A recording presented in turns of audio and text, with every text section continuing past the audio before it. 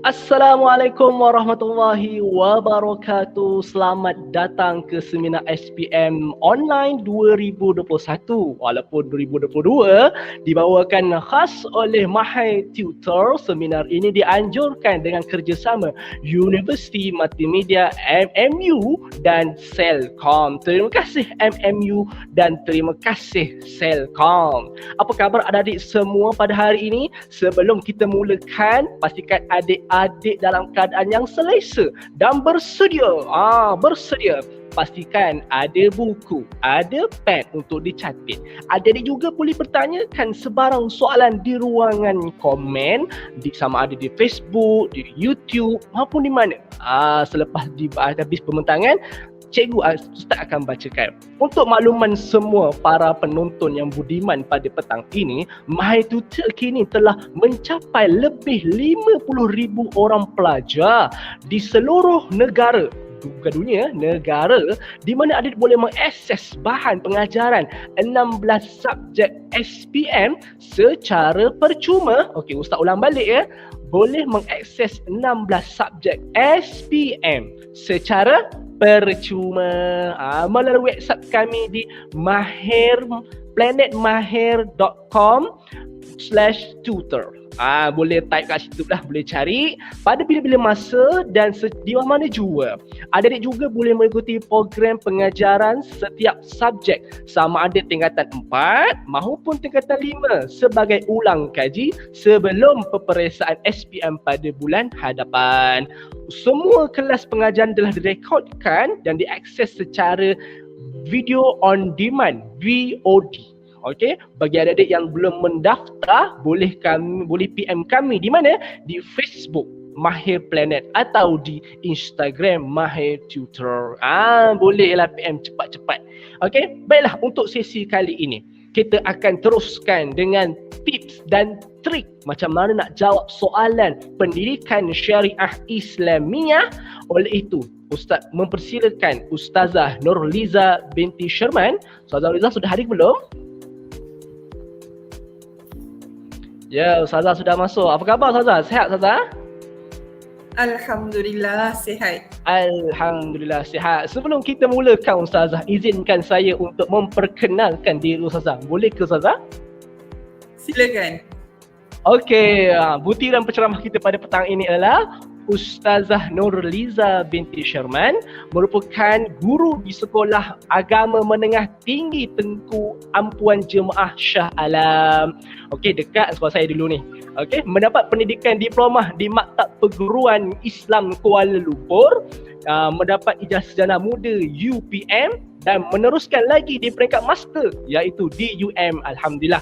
Sekarang Ustazah menjawab jawatan sebagai GKMP DG48 dan pengalaman Ustazah telah mengajar selama 32 tahun. Lama Ustazah mengajar kan.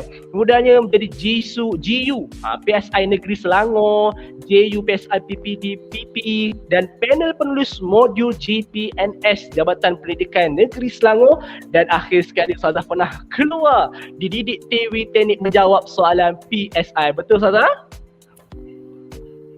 Betul, Alhamdulillah. So, adakah adik-adik semua para pendengar budiman telah bersedia? Kalau bersedia, kita bersedia. Ya, teruskan walaupun petang-petang kita teruskan pembelajaran kita. Dan silakan Ustazah untuk kita teknik menjawab soalan PSI. Segala hormatnya, majlis mempersilakan Ustazah. Bismillahirrahmanirrahim. Alhamdulillahirabbil wassalatu wassalamu ala asyrafil anbiya'i wal mursalin wa ala alihi wa sahbihi ajma'in. Rabbi syrahli sadri wa yassirli amri wahlul 'uqdatam min lisani yafqahu qawli. Assalamualaikum warahmatullahi wabarakatuh. Terima kasih Ustaz Safwan. Anak-anak calon SPM 2021 yang Ustazah sayangi sekalian. Alhamdulillah, syukur kehadrat Allah kerana pada petang ini Allah izinkan untuk kita bertemu dan mudah-mudahan pertemuan kita pada petang ini ada manfaatnya. Jadi anak-anak yang saya kasih sekalian, oleh kerana masa yang diberikan hanya 1 jam sahaja, jadi saya rasa eloklah kita teruskan dengan cerita tentang pendidikan syariah Islamiah.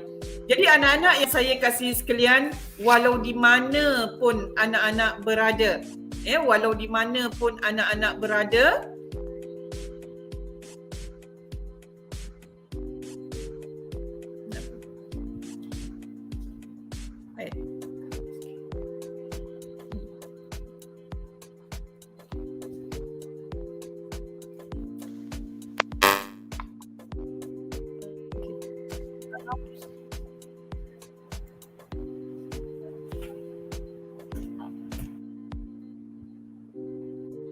okey.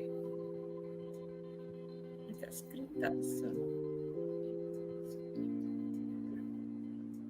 Walau di mana pun anak-anak berada, mari kita fokuskan tumpuan kita kepada pendidikan syariah Islamiah. Jadi anak-anak yang saya kasih sekalian, insya-Allah pada hari ini kita akan cerita. Di hadapan saya adalah anak-anak yang hebat. Anak-anak yang hebat yang sanggup untuk meneruskan cita-citanya untuk cemerlang dalam pendidikan syariah Islamiah. Jadi anak-anak yang saya kasih sekalian, anak-anak yang saya kasih sekalian, sekejap saya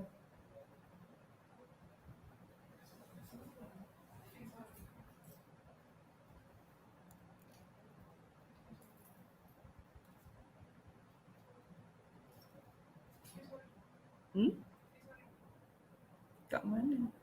Okey. Jadi anak-anak yang saya kasih sekalian, insya-Allah hari ini cerita kita ialah tentang pendidikan syariah Islamiah. Anak-anak merupakan anak sulung kepada KSSM tahun 2021. Anak-anak akan menjalani peperiksaan tanpa ada kertas satu dan tanpa ada kertas satu.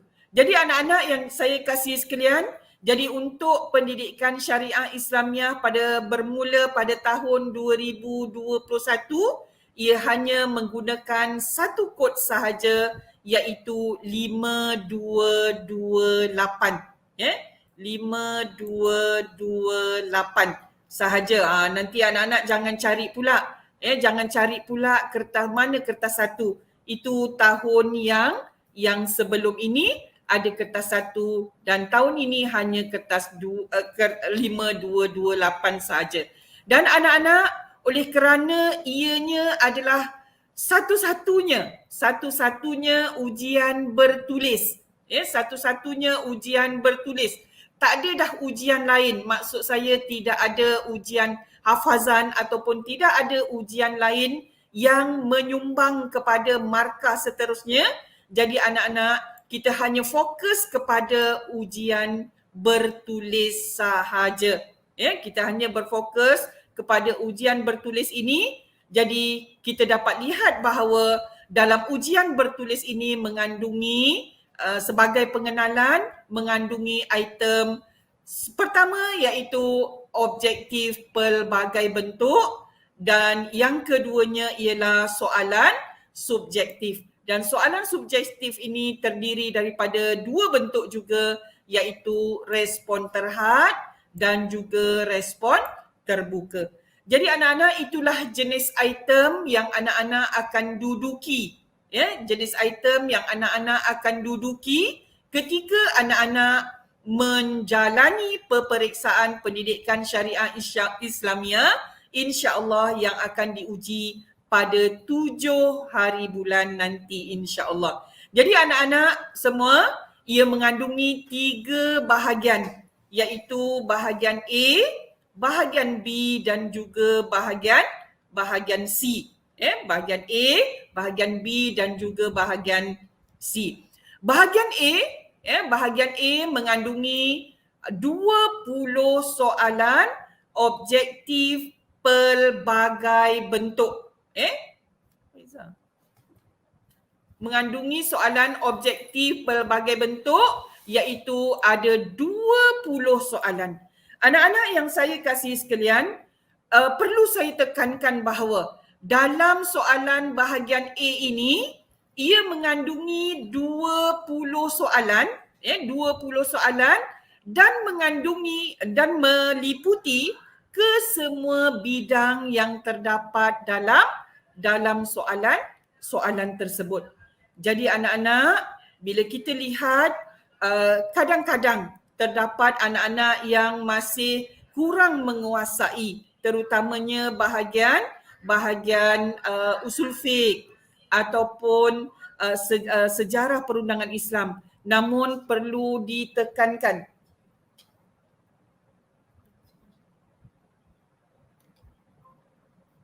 diskat.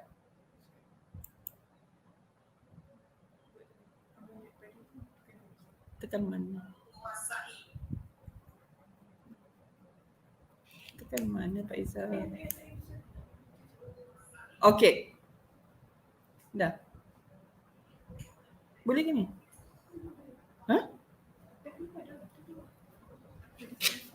Okey, jadi bila ada bahagian A yang meliputi kesemua bidang yang terdapat dalam pendidikan syariah Islamiah. Dan kita lihat ia mengandungi juga bahagian B, yang bahagian B ini mengandungi 3 soalan. Dan 3 soalan ini kesemuanya wajib dijawab. Kesemuanya wajib dijawab. Anak-anak, bila kita lihat ada bahagian yang wajib dijawab, menunjukkan apa? Menunjukkan bahawa anak-anak semua kena bersedia. Kena bersedia untuk tiap-tiap bahagian. Dan kita lihat di sini markahnya ada 60. Seterusnya bahagian C. Kita lihat bahagian C, ia adalah soalan subjektif yang sama juga, cuma bidangnya berbeza dan mengandungi 2 soalan. Ketiga ini dalam soalan bahagian C, ia wajib dijawab 1 soalan sahaja. Jadi anak-anak, kita dapat lihat kesemuanya adalah mengandungi 3 bahagian A, B, C dan markahnya adalah 100. Sikit.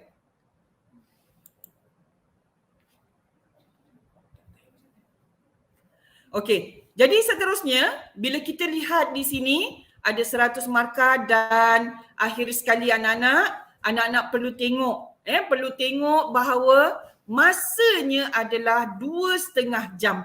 Bila agihan 2,5 jam ini, anak-anak perlu lihat betul-betul. Dan bila kita tengok ada 5 soalan besar yang wajib dijawab, maka kita dapat simpulkan bahawa setiap bahagian ataupun setiap soalan besar, anak-anak perlu jawab dalam tempoh maksima 25 minit ke 30 minit sahaja. Jadi anak-anak, pengalaman kita melihat bahawa, pengalaman guru-guru menanda melihat bahawa kadang-kadang bila kita tengok soalan pertama, soalan kedua, soalan ketiga cantik tulisannya, kemas jawapannya. Namun bila sampai kepada soalan yang keempat dan seterusnya, anak-anak mula leka dan juga mula berterabur istilahnya. Jadi anak-anak agihkan masa dengan sebaik-baiknya. Kerana apa? Kerana dalam tiap-tiap bahagian itu mengandungi aras yang sama. Contohnya dalam soalan nombor 1, ada aras rendah, ada aras sederhana dan juga ada aras tinggi. Jadi anak-anak yang bijak akan menjawab soalan yang senang terlebih dahulu berbanding dengan soalan yang agak sukar. Jadi anak-anak yang saya kasih sekalian, tempoh masa 2,5 jam ini anak-anak perlu manfaatkan dengan sebaik-baiknya. Okey, baiklah. Anak-anak yang saya kasih sekalian, kita tengok pula apa cakupan konstruk yang anak-anak boleh fokus untuk anak-anak cemerlang dalam pendidikan syariah Islamiah ini. Jadi anak-anak, kalau kita lihat bahawa dalam pendidikan syariah Islamiah kita ada dua buku, iaitu buku teks tingkatan 4 dan juga buku teks tingkatan 5. Jadi anak-anak tak payah cari yang lain. Cuma kalau anak-anak masih mempunyai kesempatan ataupun boleh meruangkan lebih masa, itu sebenarnya sangat bagus. Tetapi apa yang wajib bagi anak-anak ialah fokuskan pada buku tingkatan 4 dan buku tingkatan 5, dan anak-anak perlu kuasai ilmu. Perlu kuasai ilmu. Kerana apa? Bila anak-anak kuasai ilmu dalam setiap tajuk yang ada di tingkatan 4 dan di tingkatan 5, anak-anak akan mampu untuk menggabung jalin dan menjawab soalan-soalan yang akan diajukan. Jadi anak-anak, seterusnya kalau kita lihat perinciannya. Dalam bahagian A, ia mengandungi objektif pelbagai bentuk. Dah tak ada dah. Kalau tahun sebelum ni ada objektif aneka pilihan, boleh tembak ataupun boleh cari jawapan A, B, C dan sebagainya. Tetapi untuk kali ni, ianya adalah objektif pelbagai bentuk. Bagaimana bentuknya? Mungkin kadang-kadang lengkapkan penyataan, gambar raja, isi tempat kosong yang kadang-kadang ada panduan ataupun tidak berpandu. Pilih garis, betul salah, sah batal dan sebagainya. Jadi anak-anak, saya yakin bahawa di hujung-hujung waktu begini, anak-anak dah kenal dah soalan objektif pelbagai bentuk ini. Jadi anak-anak, apa persediaannya ataupun bagaimana anak-anak boleh skor dalam soalan objektif pelbagai bentuk ini? Pertama sekali anak-anak, pastinya yang pertama anak-anak mesti baca arahan soalan dengan betul. Baca arahan soalan.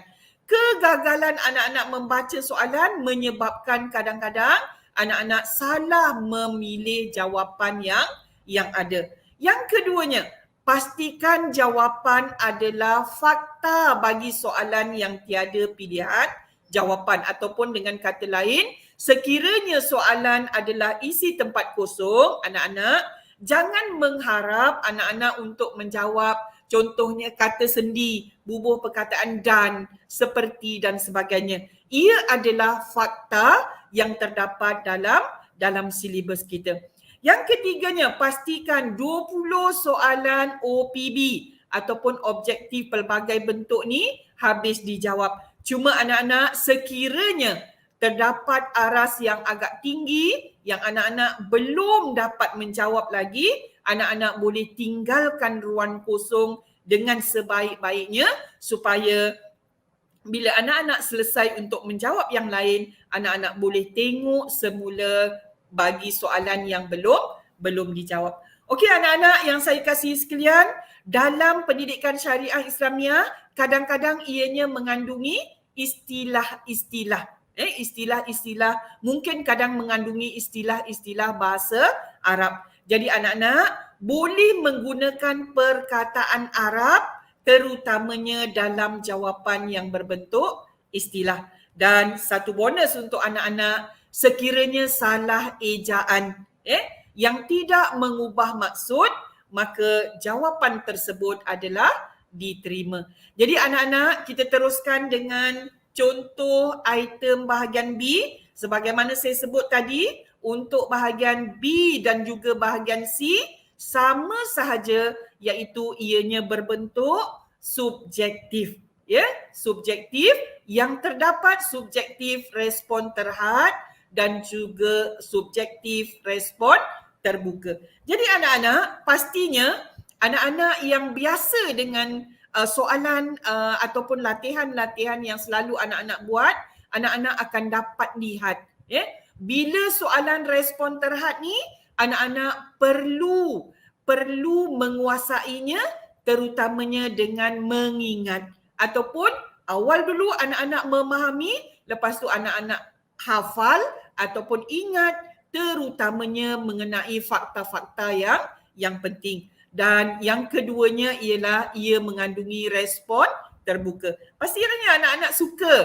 Kalau ditanya, sering kali saya tanya pada anak-anak yang anak-anak yang akan menduduki peperiksaan, kamu suka respon mana?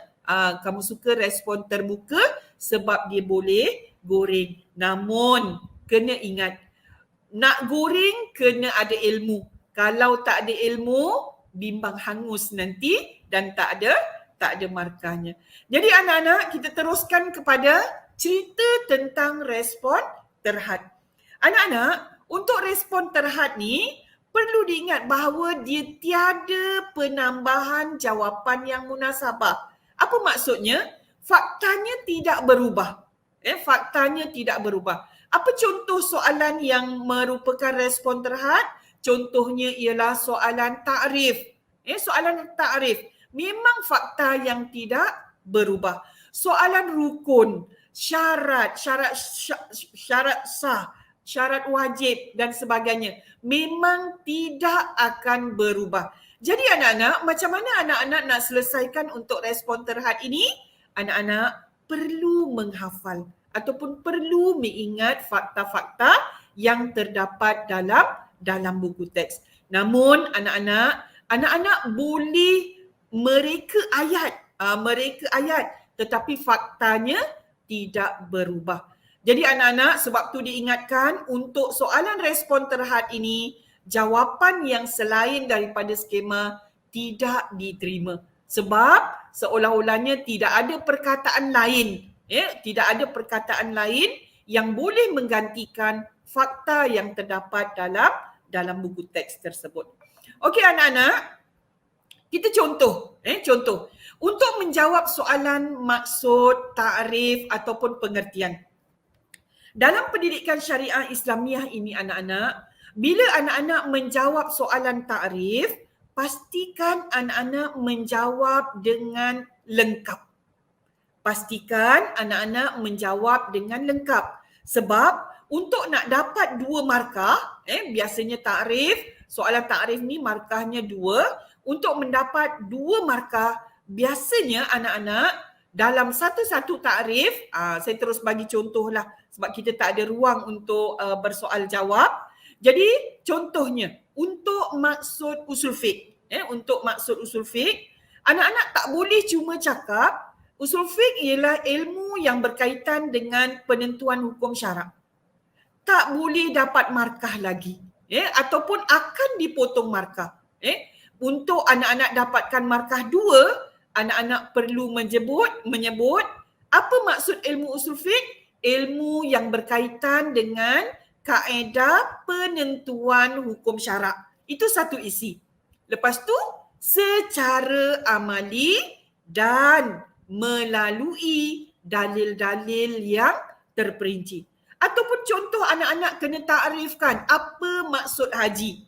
Apa maksud haji? Ialah mengunjungi Baitillahil Haram, kalau nak lengkap lagi di Mekah.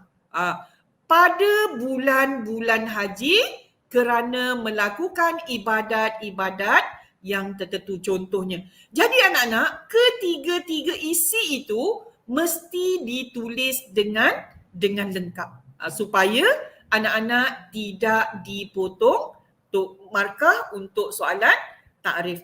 Jadi anak-anak, saya teruskan dengan soalan respon terhad ini, bahagian sebab nuzul. Sebab kebiasaannya dalam satu set soalan SPM, sebab nuzul dan istinbat hukum ni soalan yang agak famous, agak kerap keluar. Kadang-kadang kedua-duanya keluar dan kadang-kadang salah satu. Jadi anak-anak, untuk sebab nuzul, mungkin anak-anak mengalami kesukaran mana satu isi, mana satu yang kita nak fokus. Anak-anak, fokuskan kepada 4 isi yang penting ini. Yang pertama, siapa? Nama mesti tepat. Dalam satu-satu sebab nuzul, biasanya ada nama. Biasanya ada nama. Cari nama orang yang terlibat dalam peristiwa tersebut. Yang kedua, apa yang berlaku kepadanya sehingga menyebabkan turunnya ayat ini.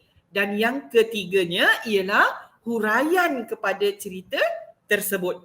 Huraian kepada cerita tersebut, cerita pendek je. Dan akhir sekali penutup kepada cerita. Penutup kepada cerita ni anak-anak, kadang-kadang ia berupa aduan kepada Nabi juga adalah penutup cerita ataupun kadang-kadang jawapan. Mana nak tahu ataupun mana nak dapat ia merupakan aduan ataupun jawapan? Semuanya ada dalam buku teks sebagai panduan utama anak-anak. Saya beri contoh untuk menjawab soalan sebab nuzul. Contohnya, kalau berkaitan dengan adab pergaulan dalam rumah, terangkan sebab nuzul ayat di bawah. Anak-anak boleh nampak ayat tersebut dan anak-anak tahu cerita tentang sebab nuzul ayat ini. Contohnya, 4 perkara yang mesti ada. Pertama sekali, nama. Siapa nama yang terlibat dalam cerita ini? Iaitu nama yang terlibat dalam ayat ini iaitu Asma binti Marsad. Asma binti Marsad. Itu namanya. Ayat ini berkaitan dengan cerita. Ayat yang mula-mula tu anak-anak boleh reka. Tapi yang penting, nama Asma binti Marsad itu anak-anak tak boleh reka. Seterusnya, apa peristiwa yang berlaku? Iaitu seorang hamba yang telah balik masuk ke dalam bilik beliau. Itu cerita utamanya. Sambungan ceritanya ataupun huraian sikit pada waktu yang tidak disukainya. Dah 3 markah di situ. Dan akhir sekali, beliau memberitahu kepada Rasulullah tentang peristiwa tersebut. Jadi itu aduan kepada Nabi juga merupakan penutup dan anak-anak akan dapat markah 4. Jadi anak-anak, itulah 4 perkara yang mesti anak-anak jaga bila anak-anak menceritakan tentang sebab nuzul ini. Dan seterusnya kita tengok pula cerita tentang bagaimana respon terhad ini tentang istimbat hukum. Anak-anak, untuk istimbat hukum juga kebiasaannya ada 4 markah. Yang lepas-lepas 4 markah lah. Pernah juga keluar 2 markah, tapi apa yang paling utama ialah bila istimbat hukum, yang pertama sekali anak-anak kena betul lafaznya. Ataupun kadang-kadang dia bukan setakat lafaz, tetapi dia adalah potongan ayat. Kadang-kadang dia adalah potongan ayat ataupun potongan hadis. Yang keduanya ialah huraian kepada lafaz. Cerita pasal apa lafaz tersebut? Ketiganya kaedah ataupun formula. Bila fi'il amar, apa formulanya? Bila la'ana, apa formulanya? Dan akhir sekali anak-anak, iaitu berkaitan dengan hukum. Anak-anak, dalam bahagian hukum ini seringkali kita dapati anak-anak cuai di sini. Dia selalu sebut contohnya dalam pengharaman arak. Akhir sekali disebut apa? Oleh itu dilarang minum arak. Anak-anak, dilarang itu bukan hukum yang kita kendaki. Dia mesti gunakan haram, harus, wajib, makruh dan sebagainya. Jadi anak-anak teliti dalam menjawab istimbat hukum supaya anak-anak dapat 4 markah yang kita sediakan itu. Okey, saya nak beri contoh satu berkaitan dengan ayat memilih makanan yang halal. Kewajipan mengamalkan pemakanan yang halal. Tajuk ni agak awal dan perlu diambil perhatian supaya anak-anak boleh nampak. Boleh nampak bagaimana nak kita mengistimbatkan hukum berkaitan dengan kewajipan mengamalkan pemakanan yang halal. Anak-anak, kalau anak-anak ingat, apa lafaznya? Yang pertama sekali lafaznya ialah kulu min thayyibat. Kulu min thayyibat. Ia merupakan fi'il amar. Ia merupakan fi'il amar. Itu adalah huraian kepada lafaz kulu. Kalau nak cantik, fi'il amar menunjukkan perintah. Itu lagi lengkap. Okey? Anak-anak, kita tengok pula yang ketiga iaitu menunjukkan kepada kaedah ataupun formula. Apa formulanya? Setiap perintah menunjukkan hukum wajib. Setiap perintah menunjukkan hukum wajib. Itu formula. Sebab tu nanti bila kita tengok la'anah, setiap perkara yang dilaknat oleh Allah adalah haram. Itu semua adalah kaedah. Dan yang keempatnya anak-anak, kita kena tengok bahawa hukum dekat sini. Ya, namanya pun istimbat hukum, pastinya perlu kepada hukum. Jadi, oleh itu kita wajib memilih makanan yang halal. Wajib memilih makanan yang halal.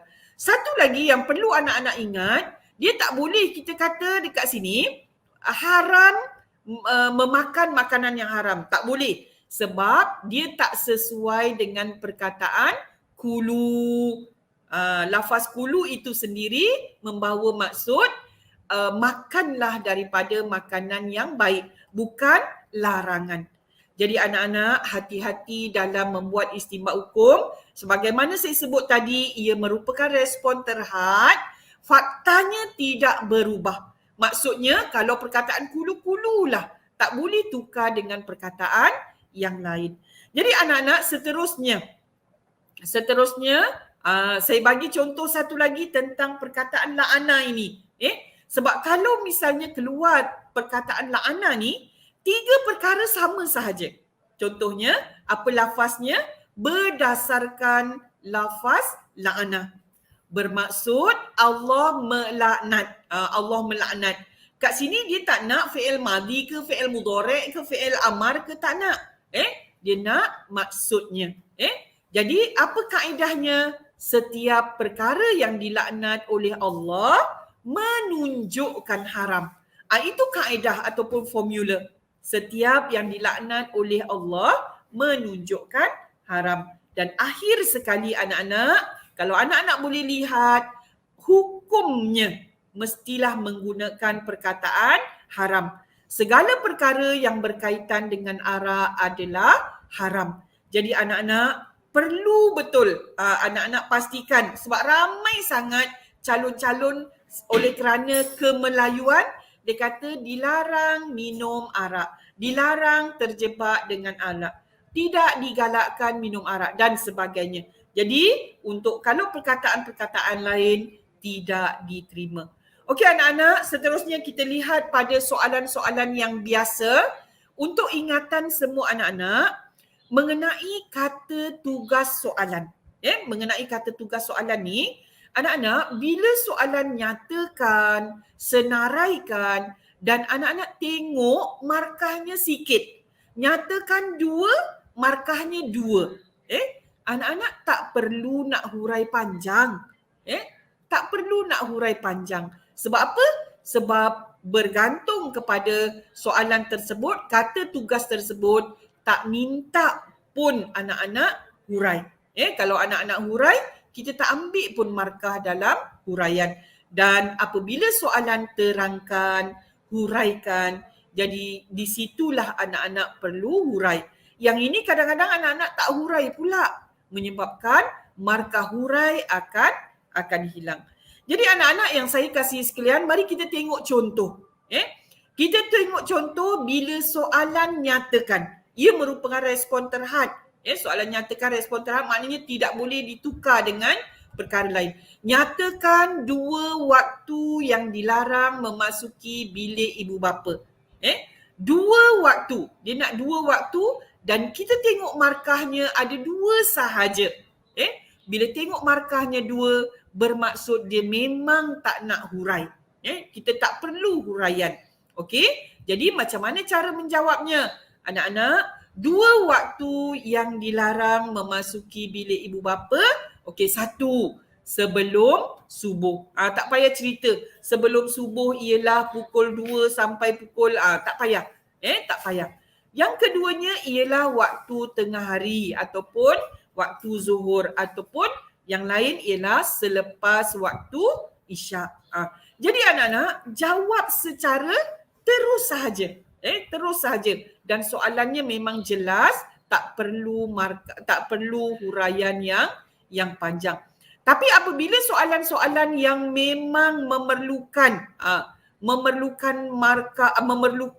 huraian, contohnya jelaskan 2 kepentingan mempelajari ilmu usul fiqh dan kamu tengok markahnya banyak, maka di situ anak-anak perlu menghurai.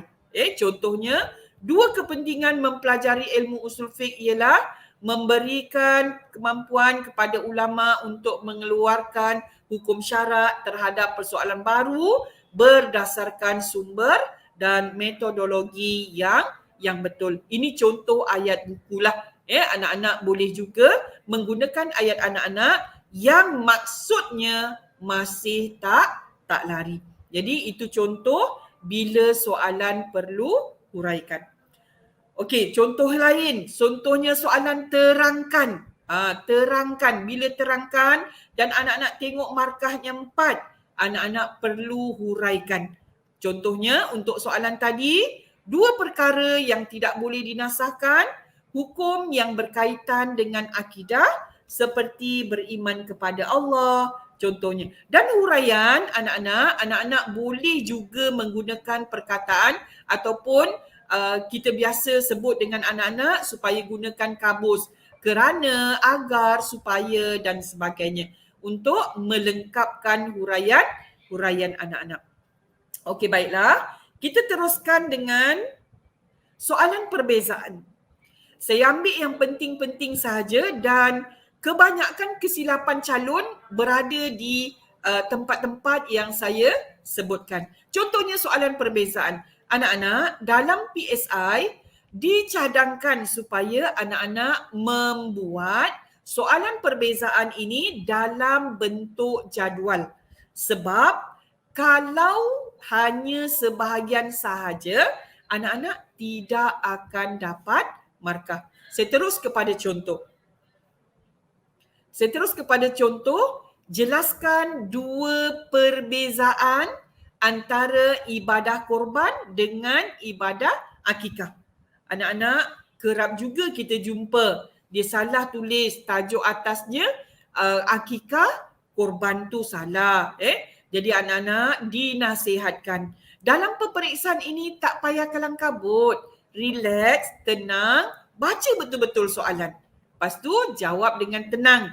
Jadi apa yang saya maksudkan aspek yang sama? Aspek yang sama, contohnya ialah aspek yang sama dilakukan sempena Hari Raya Adha. Akikah pula dilakukan sempena kelahiran anak. Maksudnya aspek yang sama. Cerita pasal kenapa dilakukan korban, kenapa dilakukan akikah. Dan seterusnya, kalau kita tengok yang kedua, dituntut kepada siapa? Korban kepada orang yang berkemampuan. Akikah dituntut kepada siapa? Kepada penjaga atau bapa kanak-kanak. Jadi anak-anak, ingat, sebut dalam aspek yang sama dan dicadangkan supaya buat dalam jadual supaya anak-anak boleh nampak jelas nak cerita aspek yang sama daripada kedua-dua bahagian. Jadi anak-anak, kita teruskan. Habis cerita mengenai respon terhad, kita masuk seterusnya respon terbuka. Nampaknya kali ni kita tak boleh nak berlengah-lengah sangat kerana masa sangat kejar kita. Okey, baiklah, kita teruskan kepada respon terbuka yang selalu anak-anak suka, namun selalunya anak-anak tak boleh skor banyak pun kalau anak-anak tak tahu cara macam mana nak tackle jawapan.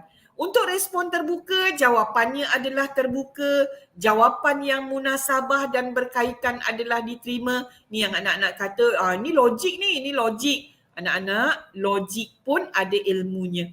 Okey? Tidak terikat dengan skema. Walaupun tidak terikat dengan skema, tapi ia adalah berkaitan. Okey, baiklah, kita teruskan. Biasanya soalan ini, soalan respon terbuka ini memang banyak. Memang banyak Dan anak-anak biasanya berkaitan dengan soalan hikmah, faktor, sebab, kesan, cara mengatasi dan juga kemahiran berfikir. Jadi anak-anak, kamu memang suka soalan-soalan macam ni. Tetapi kadang-kadang berlaku kesilapan bila anak-anak tak fokus waktu menjawab atau waktu membaca soalan, sehingga kadang-kadang orang minta hikmah. Soalan minta hikmah, dia bagi faktor. Contohnya macam tu. Soalan minta kesan, dia bagi sebab. Anak-anak, hati-hati dalam soalan SPM untuk PSI ini. Okey, baiklah, kita teruskan contoh. Mari kita tengok contoh.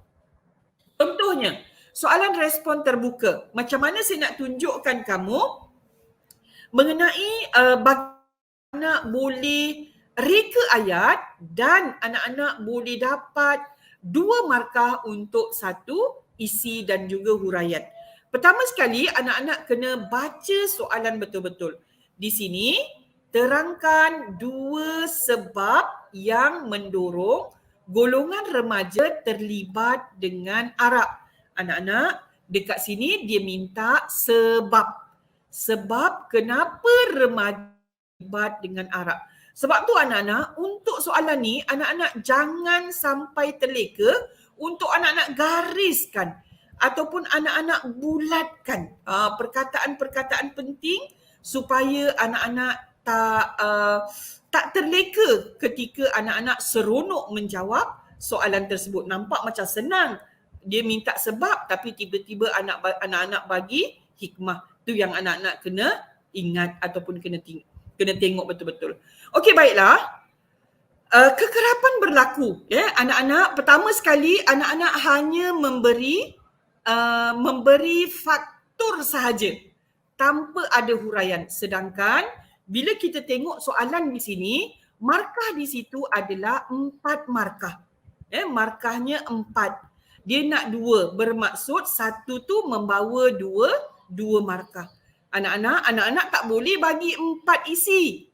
Anak-anak tak akan dapat markah 4 sebab dia minta 2. Kecuali anak-anak dah buat 2, rasa nak tambah dengan yang lain. Sebab banyak sangat idea, anak-anak tambah dengan satu lagi isi dan huraian yang lain. Sekiranya itu kita panggil jawapan backup. Jadi kalau yang atas tu kadang-kadang benda yang sama dengan menggunakan ayat yang lain.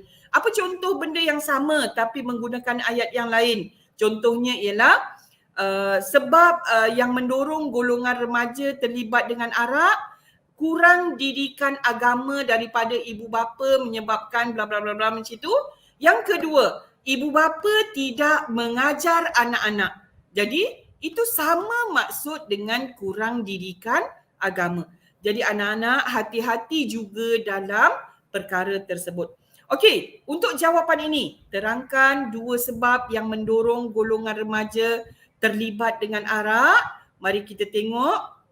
Okey, isinya apa? Isinya ialah kurang pengetahuan agama.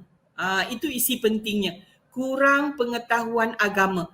Kurang pengetahuan agama apa? Mengenai halal dan haram dalam sesuatu perkara.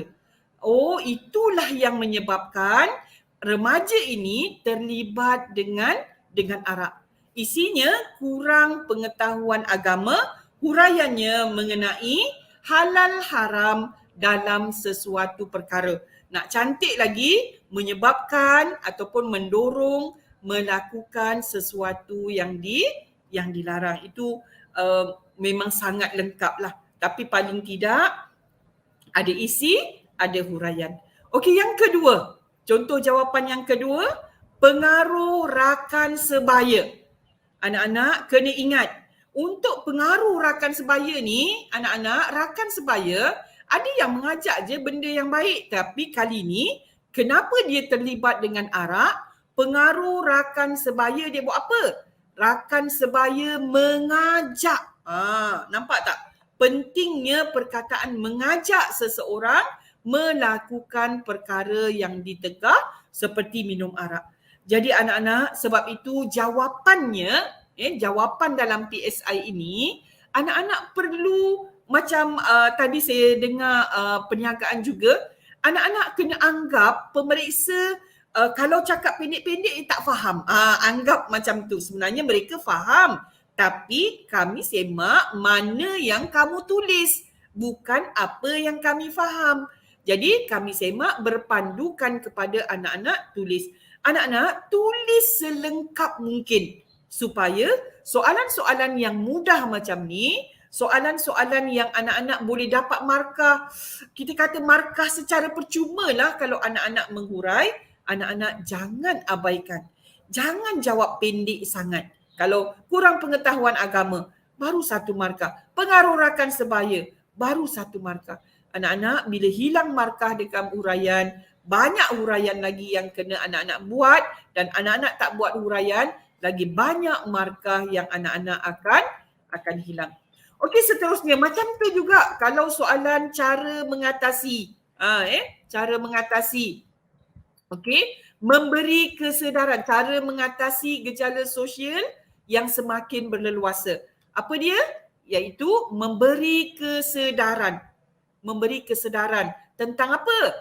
Tentang konsep dosa dan pahala dalam kalangan masyarakat Islam. Jadi anak-anak, sebab tu saya suka sangat nak mengingatkan anak-anak. Kadang-kadang bukan anak-anak tak tahu nak hurai, tetapi bila tidak ditulis maka markah akan hilang. Okey anak-anak, saya rasa untuk respon terbuka saya skip dulu dekat sini. Saya pergi kepada kata kunci jawapan. Anak-anak, sebenarnya dalam PSI ataupun biasanya dalam pendidikan Islam pun lebih kurang juga, faktor yang mendorong melakukan perkara baik. Apa-apa sahaja perkara baik. Biasanya faktornya tak lari daripada iman yang kukuh. Dot-dot tu kamu sambunglah. Kaitkanlah dengan soalan yang diberikan. Iman yang kukuh menyebabkan dia tahu tentang Allah sentiasa melihat ataupun membalas perkara yang baik. Sambung sikit jawapan tu supaya menjadi lengkap. Pengetahuan agama yang mendalam ni untuk melakukan perkara baik. Apa sahaja punca sebab faktor perkara baik. Seterusnya ialah mengawal nafsu kurang glamour sikit. Yang glamour ialah berkawan dengan orang soleh ataupun berkawan dengan orang baik menjadikan ia terpengaruh, ia mengajak, semua boleh dijadikan jawapan. Seterusnya kalau ada kaitan betul mengenai mendapat kasih sayang ibu bapa dengan sempurna dan sebagainya. Jadi kalau perkara negatif pula, contohnya tadi, kenapa dia terdorong minum arak ataupun kenapa dia terdorong ataupun punca ataupun sebab gejala sosial ataupun zina dan sebagainya. Apa puncanya? Antaranya ialah iman yang tidak mantap ataupun kurang iman ataupun tiada iman menyebabkan dia tak yakin dengan Allah dan sebagainya. Kurang didikan agama, terpengaruh dengan hawa nafsu, terpengaruh dengan rakan yang jahat. Jadi anak-anak, perkara-perkara ini boleh dijadikan jawapan untuk punca sebab faktor perkara-perkara negatif. Jadi anak-anak, seterusnya dia tak lari daripada satu lagi perkongsiannya ialah mengenai cara mengatasi. Jadi kalau dah memang puncanya faktornya kurang iman, maka macam mana cara nak mengatasinya? Tingkatkan iman. Mengadakan kempen, ceramah, seminar. Itu semua benda yang sama. Jangan pula anak-anak tulis yang pertama mengadakan kempen tentang bla bla bla. Kedua mengadakan ceramah. Ketiga mengadakan seminar. Kempen, ceramah, seminar adalah benda yang sama. Benda yang sama. Anak-anak tak boleh jadikan dia sebagai 3 jawapan. Ibu bapa berperanan mendidik anak-anak, membentuk pembimbing rakan sebaya, menghadiri majlis ilmu, menguatkuasakan undang-undang. Perkara-perkara ini anak-anak boleh guna dalam banyak soalan bila soalan tentang cara mengatasi. Baiklah anak-anak, kita teruskan dengan soalan hujah. Soalan hujah tak kurang juga banyaknya. Macam mana anak-anak nak menjawab soalan hujah? Soalan hujah, macam mana nak menjawab? Saya tunjukkan satu contoh soalan hujah yang anak-anak, sebenarnya soalan hujah ini juga adalah soalan yang anak-anak boleh skor dan boleh logik dan boleh difikir dengan rasional. Apa contohnya? Contohnya ada satu soalan ni, mengambil anak angkat merupakan satu amalan mulia. Mengambil anak angkat, fahamkan dulu soalan. Mengambil anak angkat merupakan satu amalan yang mulia. Lepas tu anak-anak tanya diri, betul ke? Tapi anak-anak kena ingat, soalan hujah ini kadang-kadang ada hujah menyokong, kadang-kadang ada hujah menolak, ataupun kadang-kadang anak-anak soalan berikan hujah anda. Kadang-kadang nampak macam open macam tu saja. Jadi anak-anak di sini jelaskan dua hujah anda untuk menyokong. Jadi anak-anak, walaupun anak-anak rasa mana ada mengambil anak angkat ni rimaslah, mengganggulah, tapi kali ini dalam soalan anak-anak tak boleh menolak sebab memang soalannya perlu kepada menyokong pernyataan tersebut. Jadi macam mana anak-anak nak sokong? Macam mana anak-anak nak sokong? Anak-anak tengok kata kuncinya. Mengambil anak angkat, satu amalan mulia. Jadi anak-anak kurik sikit. Teroka sikit. Apa amalan mulia yang akan wujud bila ambil anak angkat? Macam tu sahaja. Okey. Saya terus beri jawapannya. Iaitu yang pertama. Kita kata tadi, apa amalan mulianya? Iaitu meringankan beban. Meringankan beban. Mengambil anak angkat boleh meringankan beban orang-orang yang susah menyara kehidupan anak-anak. Jadi itu dia yang anak-anak kena huraikan amalan mulianya. Okey, apa amalan mulia lagi? Biasanya dia nak dua hujah. Iaitu memberi peluang kepada ibu bapa yang tidak mempunyai anak untuk menjaga anak angkat. Menjaga anak angkat merupakan satu amalan mulia. Jadi anak-anak, bila anak-anak dapat soalan hujah ataupun soalan KBKK yang lain, anak-anak cuba selami dan anak-anak aplikasikan ataupun anak-anak kena tengok dunia luar ataupun anak-anak tengok kepada pengalaman ataupun pembacaan anak-anak, jadikan bukti dalam jawapan. Itu sahaja. Jadi anak-anak, jangan takut dengan soalan hujah sebab soalan hujah ini perlu anak-anak menyokong ataupun menolak, meyakinkan sahaja apa yang telah disebut. Okey, baiklah.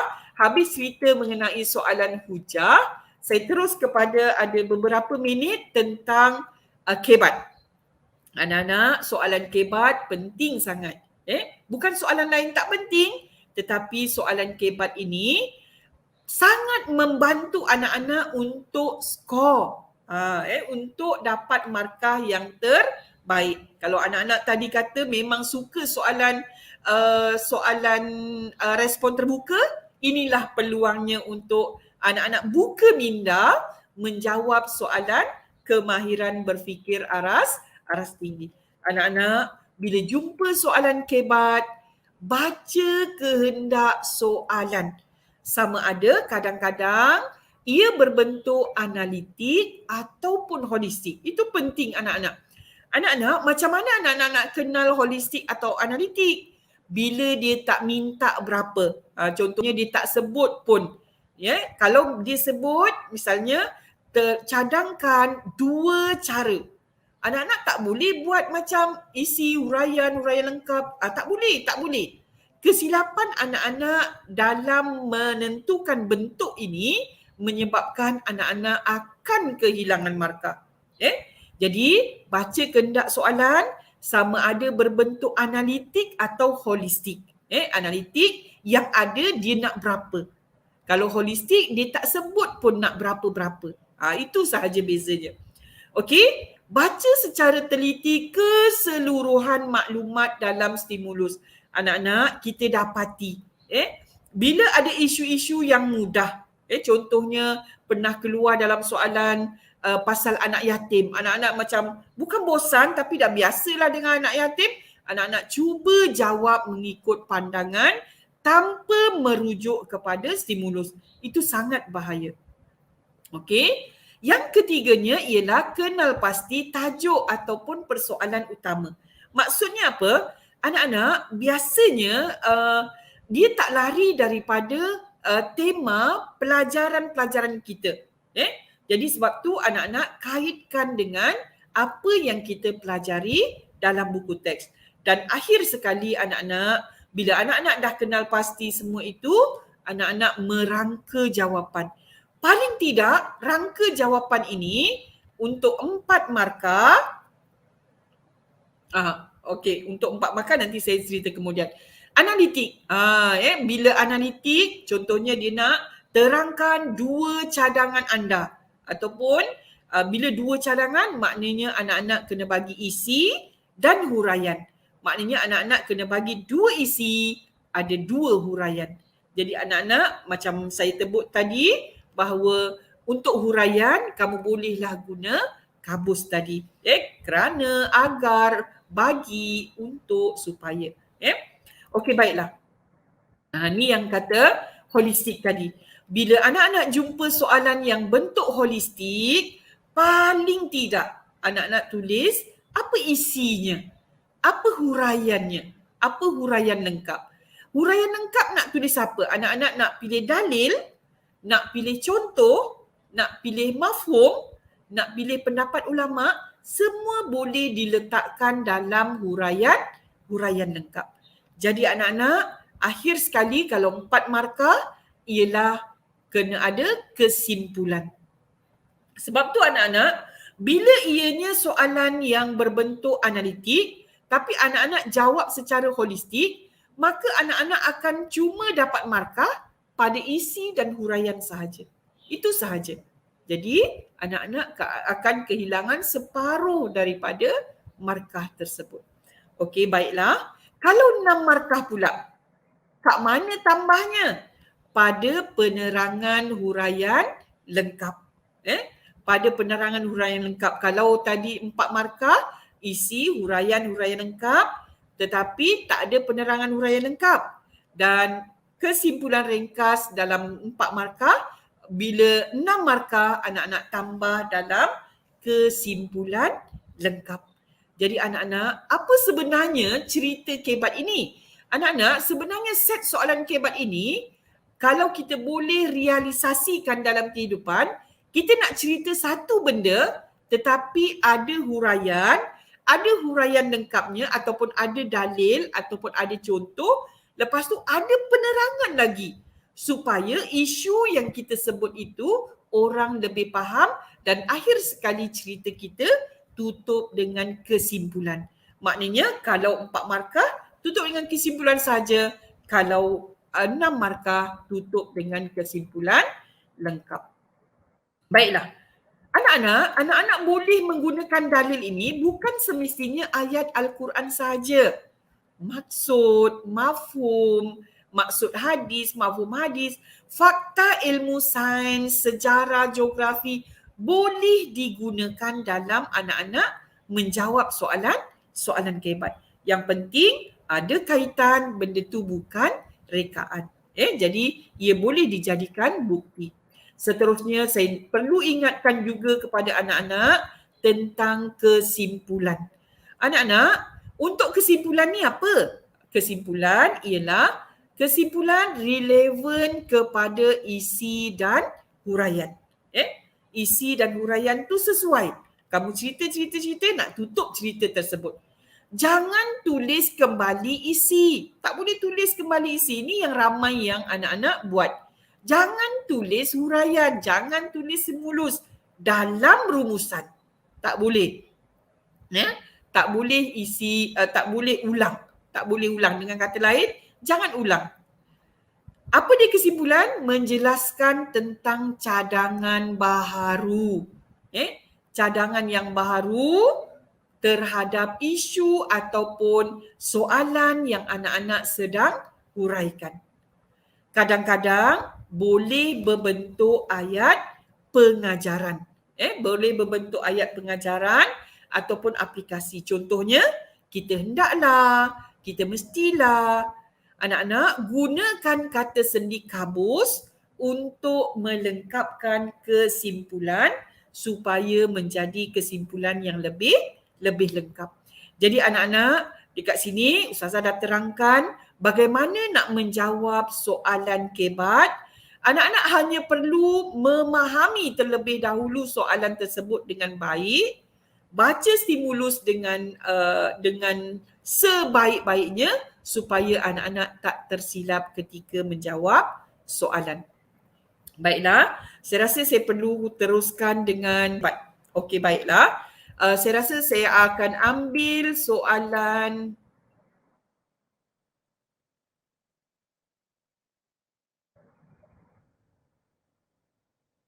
okey, contoh soalan kebat.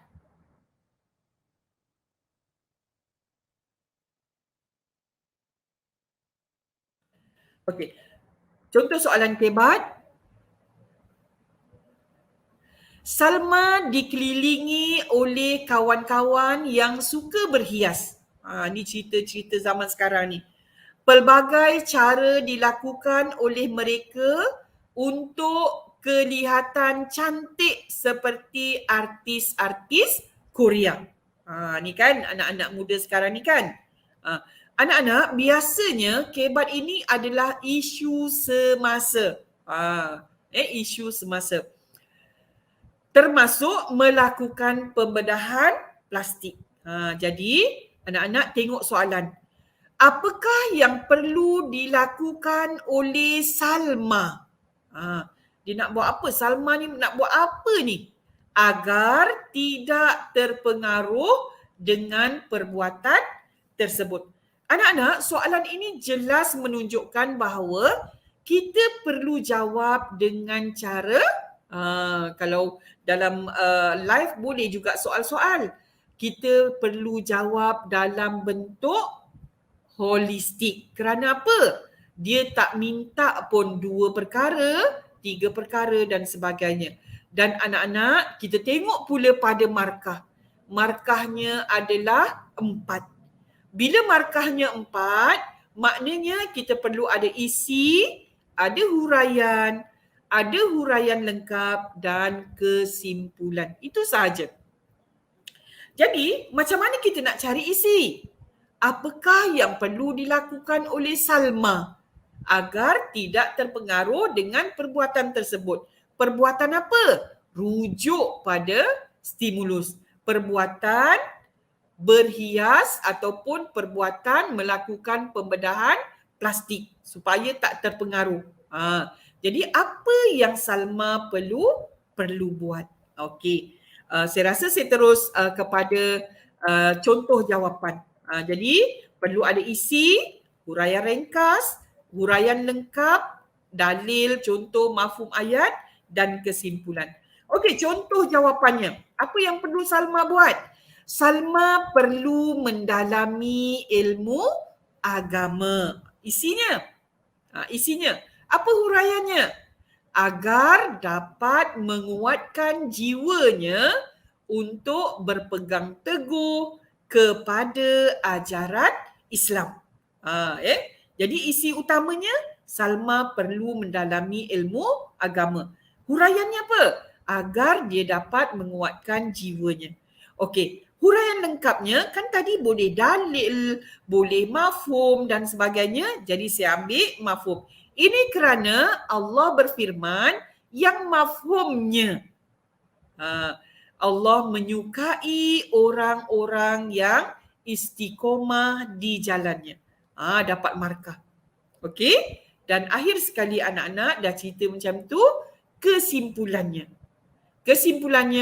Oleh itu sebagai seorang Muslim, kita hendaklah sentiasa berpegang teguh dengan ajaran Islam. Itu belum markahnya lagi. Sebab itu ulangan atas.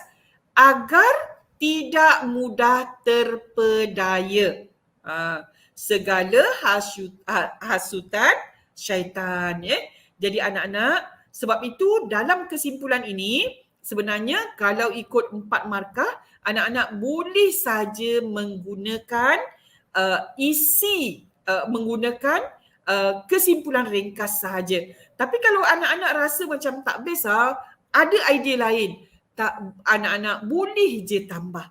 Boleh je tambah untuk dapatkan kodlah markah yang pertama, ayat yang pertama itu macam kurang sesuai dijadikan penutup ataupun dijadikan kesimpulan, maka kita boleh ambil ayat yang seterusnya. Jadi anak-anak dapatlah 4 markah. Okey. Boleh lagi satu contoh ke?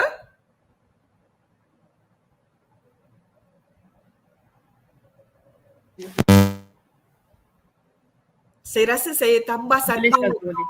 Boleh? Saya tambah satu lagi contoh dalam soalan, ini soalan SPM yang lepas. Soalan SPM, bukan yang lepas, tahun lepas, maksudnya ini antara soalan SPM.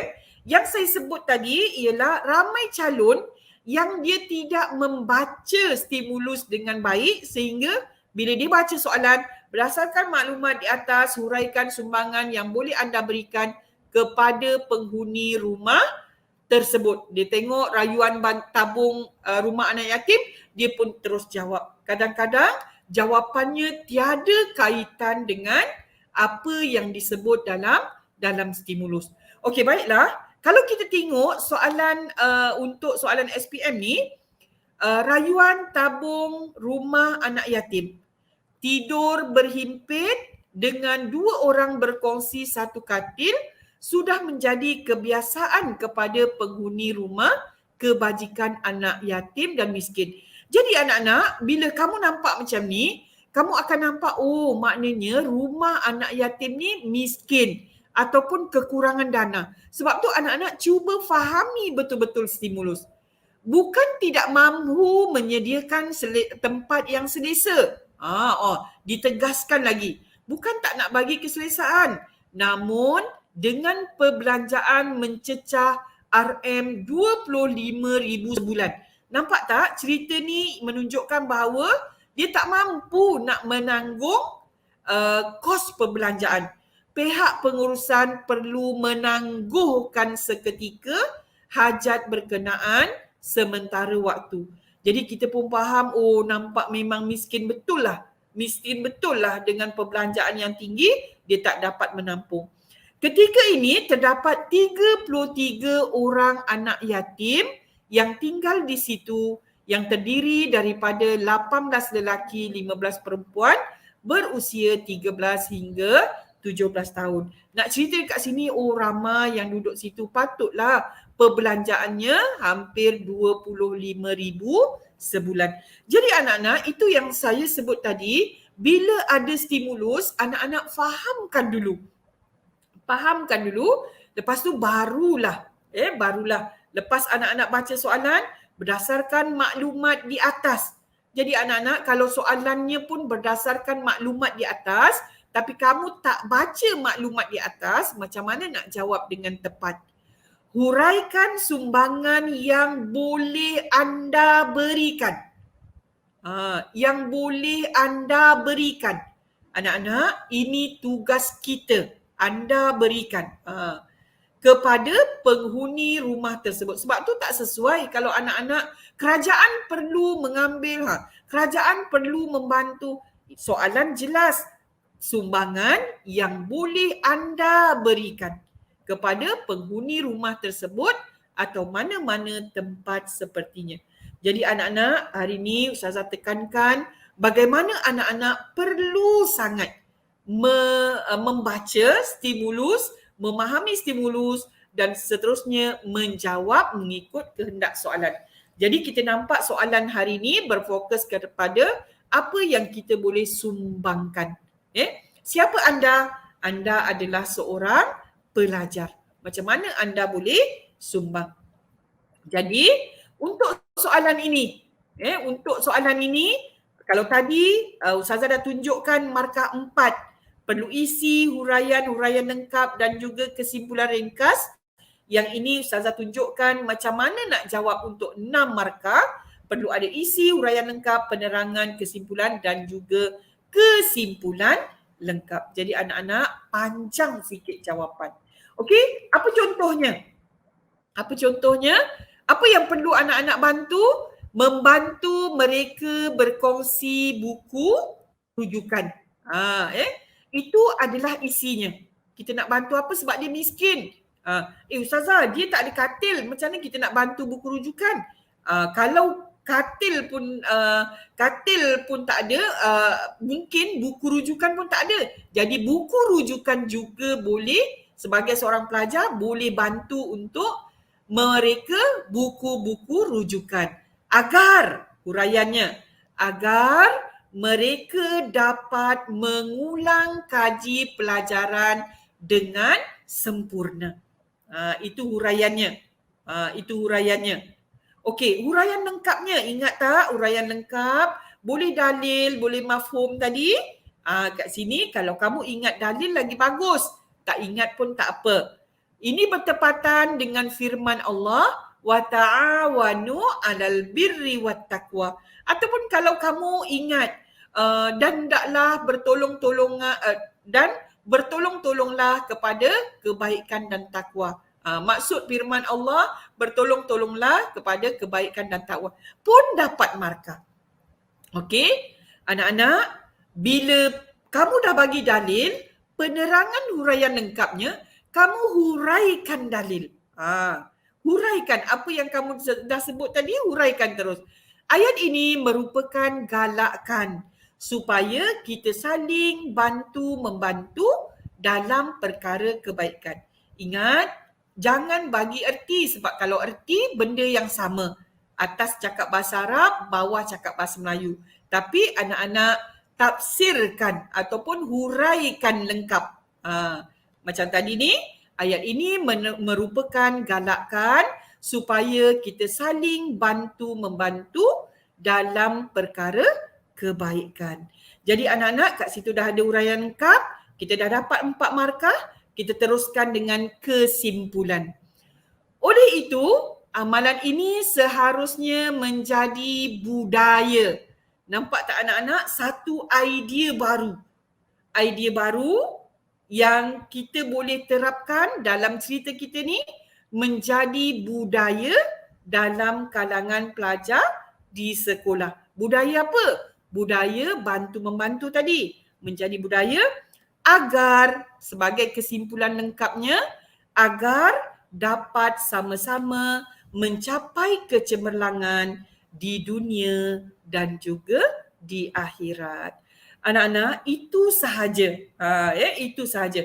Anak-anak, tidak dinafikan bahawa dalam soalan kebat ini ada soalan kebat yang mudah, yang seolah-olahnya macam nak bagi markah mudahlah pada kamu. Jadi anak-anak, untuk soalan-soalan yang mudah, anak-anak jangan ambil ringan. Jangan ambil ringan. Buat betul-betul supaya soalan-soalan mudah ini anak-anak boleh skor markah dengan baik. Nanti bila jumpa soalan yang susah, mungkin anak-anak tak dapat baik, jadi boleh cover markah-markah tersebut. Jadi anak-anak yang saya kasih sekalian, itulah cerita mengenai soalan kebat. Jadi Ustazah rasa untuk yang lain-lain memang tak sempat. Jadi kalau ada apa-apa soalan, saya rasa boleh utarakan di sini. Okey, silakan.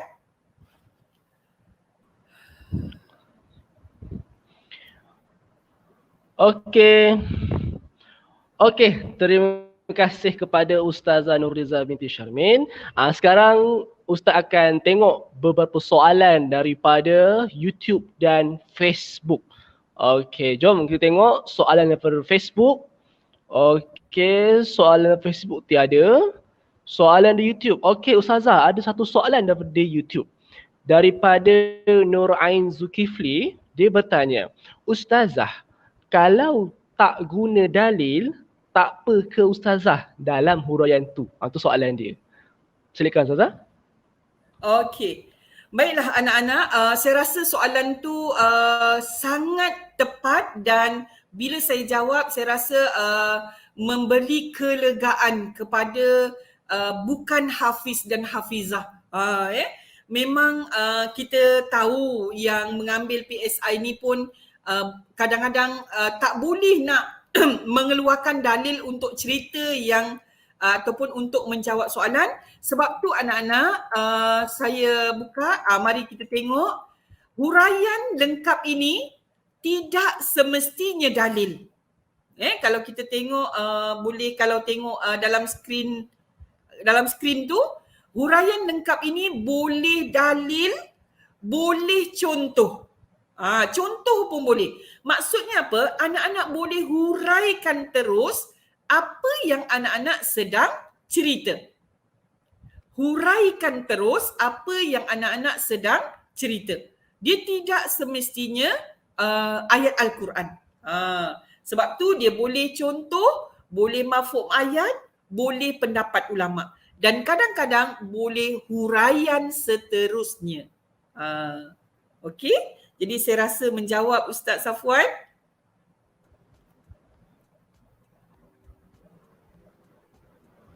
Okey, alright. Terima kasih kepada Ustazah Nurliza di atas penerangan itu tadi, dan terima kasih sekali lagi saya ucapkan kepada Ustazah Nurliza binti Syarmin kerana meluangkan masa bersama kami pada hari ini. Banyak sekali ilmu dan tips yang diberikan, dikongsikan oleh Ustazah sebagai panduan untuk adik-adik dalam menjawab peperiksaan kertas pendidikan syariah Islamiah pada bulan 3 nanti, insya-Allah. Semoga memberi manfaat kepada adik-adik semua dan menduduki persoalan nanti. Okey. Saya rasa cukup sekian tu sampai hari ini. Moderatorkan majlis pada petang ini, dan kita berjumpa pada esok hari di saat lain, esok, selusa dan seterusnya. Wassalamualaikum warahmatullahi wabarakatuh. Bye.